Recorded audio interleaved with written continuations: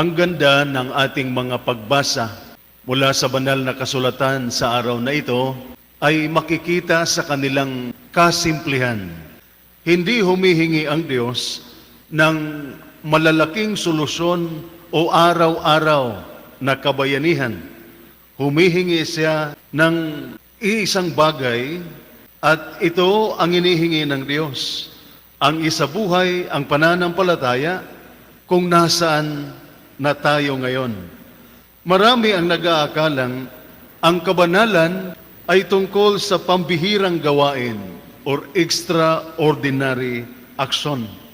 Ngunit ipinapaalala sa atin ni Jesus na ang kabanalan ay nagsisimula sa ordinaryong pananampalatayang tapat na isinasabuhay araw-araw.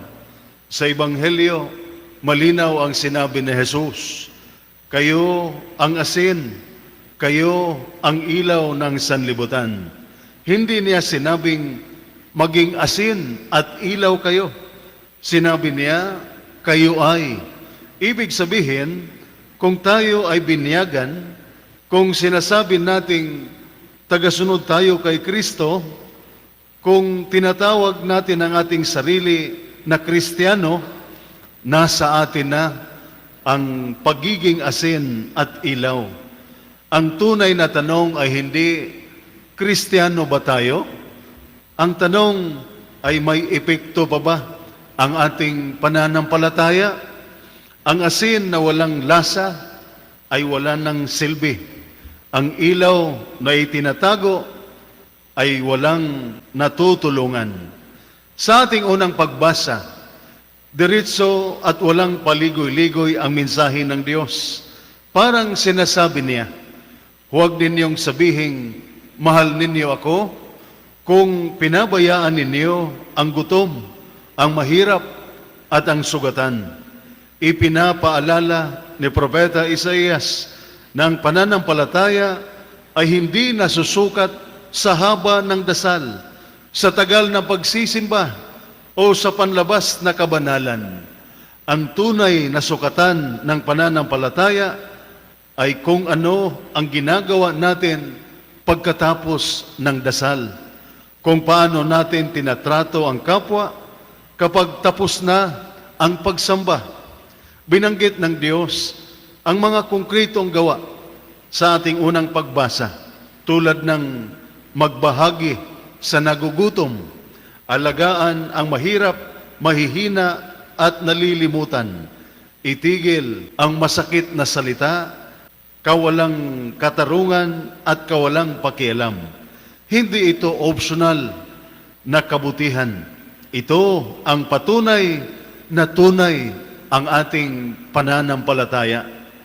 Sa ating ikalawang pagbasa, may kakaibang ginawa si San Pablo bilang apostol at leader.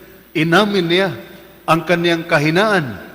Sabi niya na hindi siya dumating na may magagandang talumpati o katalinuhang pangtao. Dumating siya ng simple, mahina at nanginginig pa nga. Bakit? Dahil alam ni San Pablo ang isang malalim na katotohanan. Kung nananampalataya ang mga tao dahil sa aking galing, babagsak ang pananampalataya nila kapag ako ay nagkamali. Ngunit kung nananampalataya sila dahil sa Diyos, mananatili ang kanilang pananampalataya kahit dumating ang hirap, pagkabigo at pagsubok.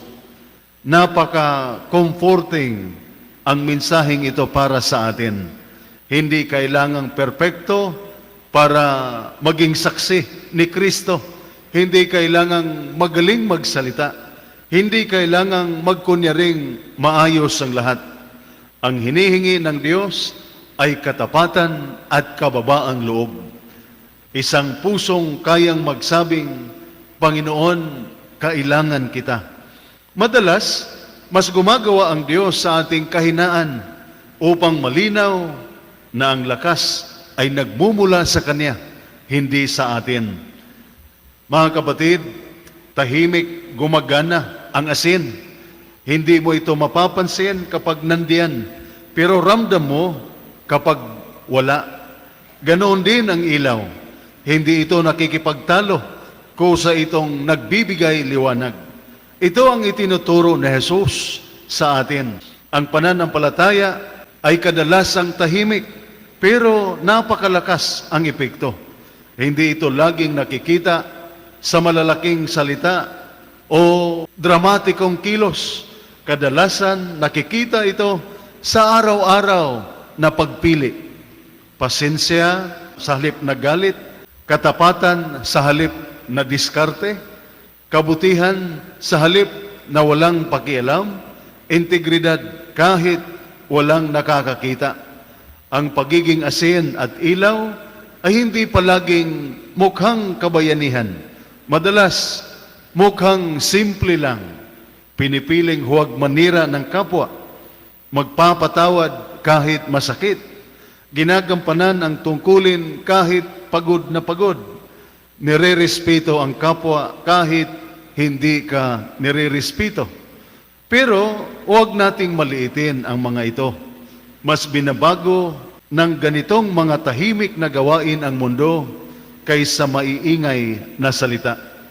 Mga kapatid, hindi na kulang ang mundo sa opinyon. Ang kulang ay mga buhay na kapani-paniwala ang pananampalataya. Hindi kailangan ng mundo ng mas maingay na Kristiyano. Ang kailangan nito ay mas maliwanag na buhay. Kapag mamuhay tayo ng may malasakit, kababaang loob at integridad, maaring hindi maalala ng iba ang ating mga salita. Ngunit aalalahanin nila kung paano nagliwanag ang Diyos sa ating buhay. Amen.